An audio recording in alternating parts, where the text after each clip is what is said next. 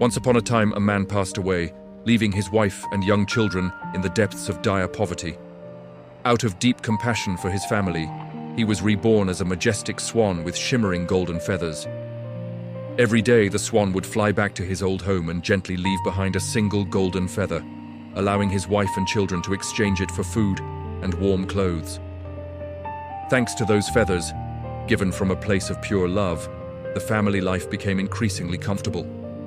However, restless nights of anxiety began to creep into the wife's mind. The fear that one day the swan might stop flying back, combined with the haunting memory of the poverty that once tore at her soul, led her to a foolish decision. When the gentle swan landed on the windowsill as usual, she rushed out, grabbed him, and plucked every single golden feather from his wings. She was convinced that by doing so, she could secure the entire fortune forever and no longer live in suspense. Yet, the moment they left the swan's body, those shimmering golden feathers instantly turned into ordinary white ones. The swan, now bare and in pain, limped away and never returned. Thus, the original love was tragically killed by greed and fear. Observing the fading of such a miracle, people often wonder whether human beings are born good or evil by nature.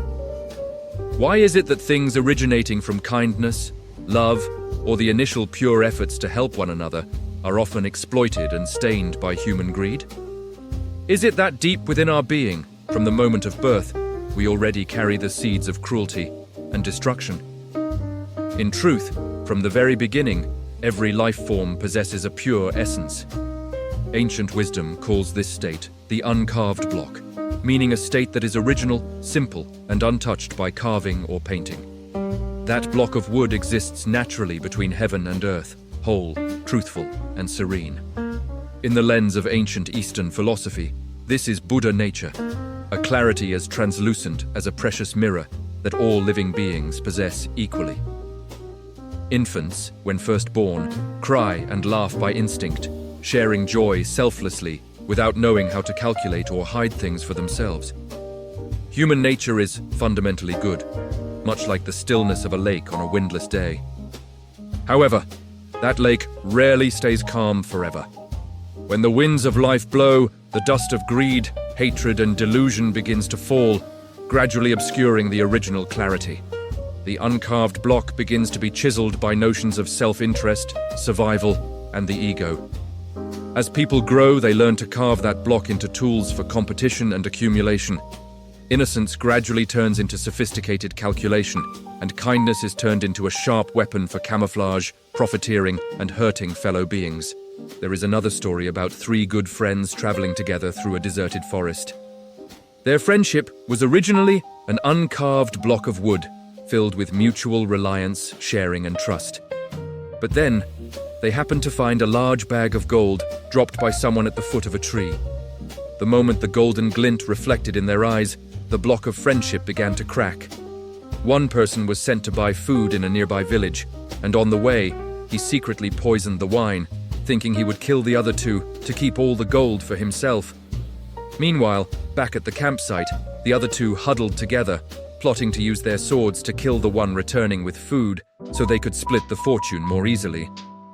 That afternoon, as the one who bought food walked back with a smile, he was suddenly stabbed to death by his two friends. After burying his body, the remaining two sat down leisurely and shared the poisoned wine to celebrate their achievement. In the end, 3 cold corpses lay slumped around a bag of gold that belonged to no one. Their friendship was initially beautiful and virtuous, but a single ray of material light shining into the dark void of ignorance turned it into a mournful tragedy. Looking out at the vast world around us, similar tragedies are quietly repeating every day in countless forms. There are relief funds established with the tears of compassion for fellow humans in distress, only to be drained cent by cent by the very hands that once swore to do good. There are ideologies and philosophies of life, originally sublime and guiding people toward peace and love, that are ultimately twisted by ambitious individuals into tools for psychological manipulation, power hoarding, and illicit enrichment. Things originating from the good are gradually eroded and corrupted, causing people to easily fall into skepticism and bitterness, hastily concluding that human nature is inherently evil. But that cruelty and greed do not appear naturally, nor are they our true nature. Evil is not a self-sprung seed, but rather it is the result of ignorance, which is the absence of clear wisdom. When one cannot see through the fragility and temporary nature of all things in this world, a craving for possession is born. And the deep root of that desire, the source of all grasping and snatching behaviors, is actually fear and the bleeding wounds of perceived lack. Returning to the wife who plucked the golden swan's feathers, where did that cruel act ultimately come from? It came from the haunting memory of days spent in hunger and cold, and the ultimate fear of seeing her children shivering and crying in the frost again. Destitution had created too large a hole in her soul. The suffering of lack turned into a permanent state of insecurity, making it impossible for her to trust in the providence of tomorrow or believe that the swan's kindness would be sustained. Greed is born from the fear of being left behind, the fear of hunger, and the fear of loss.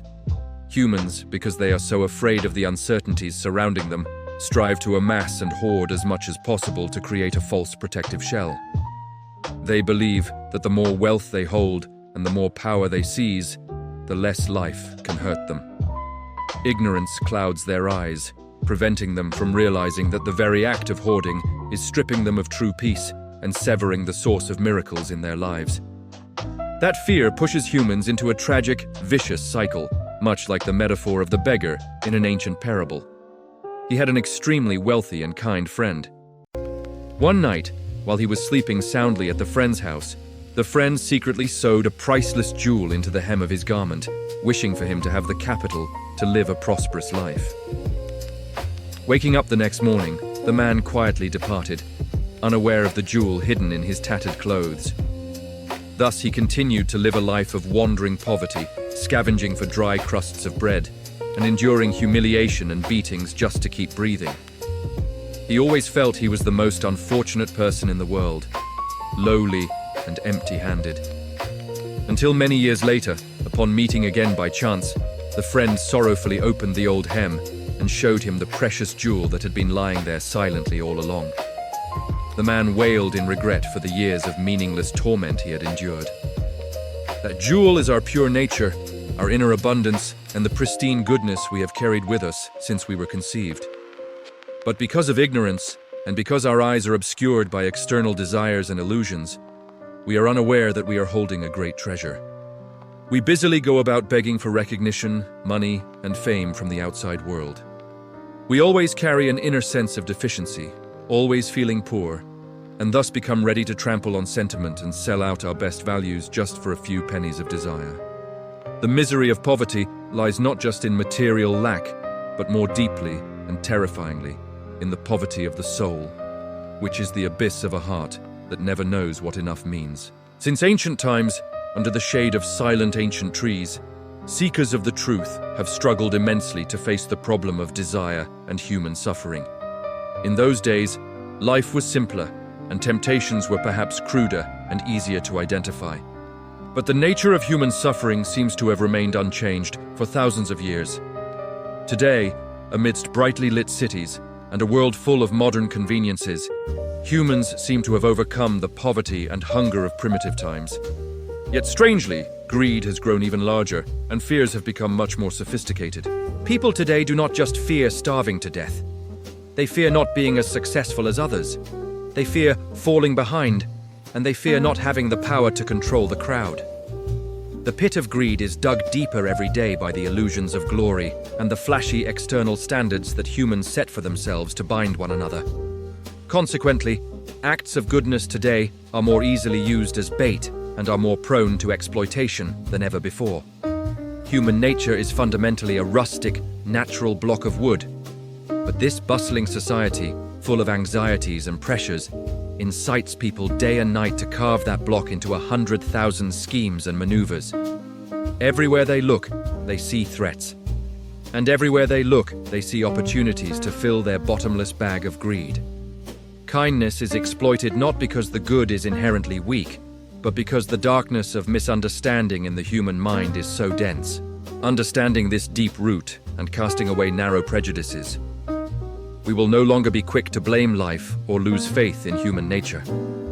When we see evil running rampant, or immoral exploitation trampling on kindness, instead of seeing only a wicked person deserving of curses, we can settle our minds to look deeper and see a soul writhing in fear and ignorance.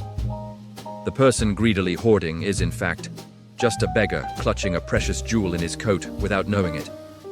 They do evil because they are suffering intensely in a sense of lack, struggling in the dark with the inflamed wounds of their inner self.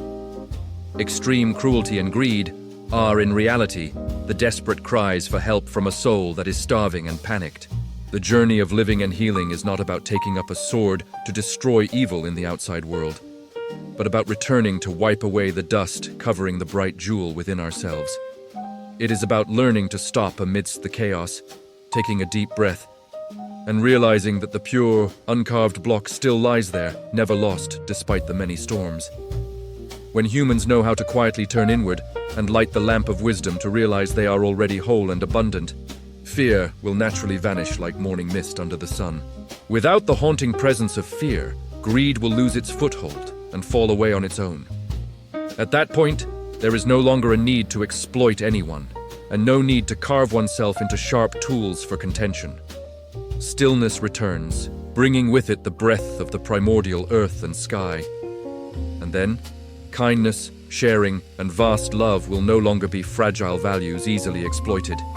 Instead, they will naturally shine as radiantly as the golden swan feathers, gently warming this world with their purest and most eternal beauty.